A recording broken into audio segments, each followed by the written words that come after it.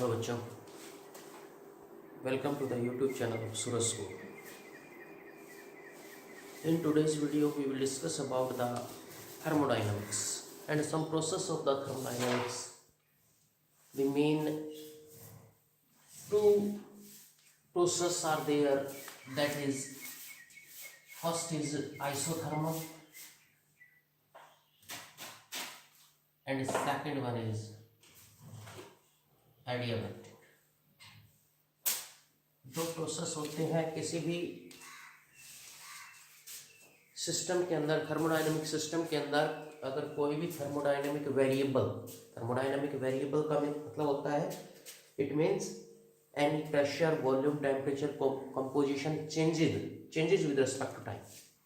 अगर कोई भी चीज अगर चेंज होती है तो प्रोसेस कहलाता है, दैट इज थर्मोडायनेमिक प्रोसेस. और उस प्रोसेस के अंदर कुछ एक क्वांटिटी कांस्टेंट रख के कुछ प्रोसेस होते हैं. They are some process, for example isothermal, adiabatic, isochoric process, isobaric process. आप जानते हो उन सब के बारे में सारी चीजें. आज हम डिस्कस करेंगे आइसोथर्मल प्रोसेस के बारे में, इसके वर्णन के बारे में, इसके कंडीशंस के बारे में. आइसोथर्मल कंडीशंस क्या होती है, आइसोथर्मल प्रोसेस क्या होता है? वो प्रोसेस जो कांस्टेंट टेम्परेचर के ऊपर हो, the process which occurs at constant temperature. और कांस्टेंट टेम्परेचर होगा मींस डेल्टा टी की वैल्यू उस केस के अंदर हमेशा जीरो होगी. और अगर मैं स्पेसिफिक हीट कैपेसिटी की बात करूं, एज स्पेसिफिक हीट कैपेसिटी का फॉर्मूला हम जानते हैं, delta Q divided by n to delta T. As delta T की वैल्यू जीरो है तो specific heat capacity in the isothermal process that is always infinite. इसको रिप्रेजेंट कई बार सी टी से भी करते हैं, C T, specific heat capacity at constant temperature means isothermal process. Isothermal process के लिए that is infinite.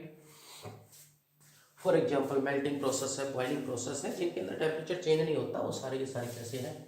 Isothermal process. इन्हीं की एक इक्वेशन हुआ करती थी जो हमें चाहिए वर्क डन के अंदर, P V as ideal gas equation में लिखता हूँ, P V is equal to R T. ये दोनों चीजें कांस्टेंट कर दी हमने. आर पहले से कांस्टेंट था, टेम्परेचर हम कांस्टेंट लेके चल रहे हैं. This implies P V is equal to constant. और P V is equal to constant है, इसी बात पे डिपेंड करती है P inversely proportional to volume, pressure inversely proportional to volume of the gas.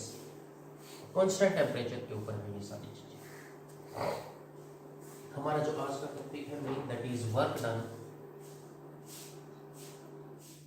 In isothermal process.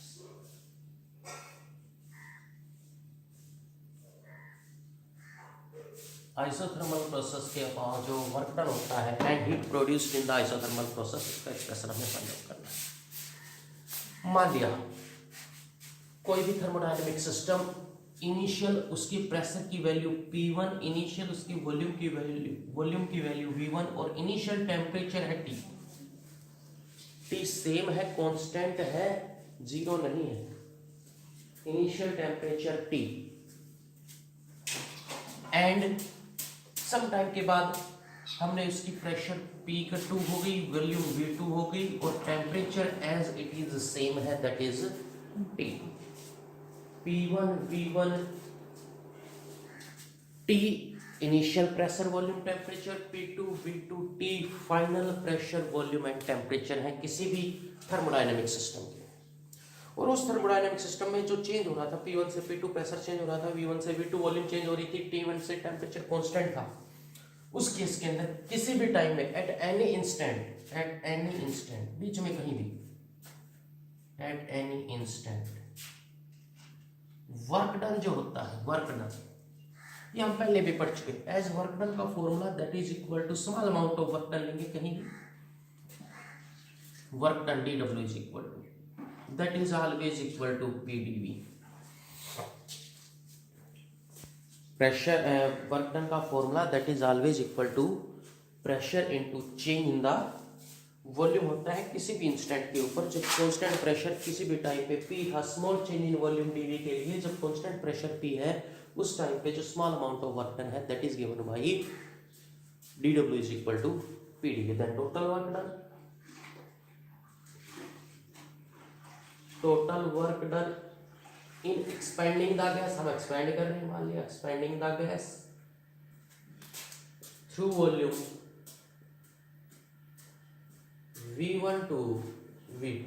हमें expand करनी है, जो आपके पास वॉल्यूम है वो V1 to V2, वहाँ हम एक्सपेंड कर रहे हैं। देन टोटल वर्क डन निकालूंगा तो इंटीग्रेट कर दूंगा दोनों तरफ, that is W, that is equal to integration कहाँ से कहाँ, V1 to V2 into, but as pressure is also depends upon temperature in the equation, constant लिया हमने, टेम्परेचर जीरो नहीं लिया है।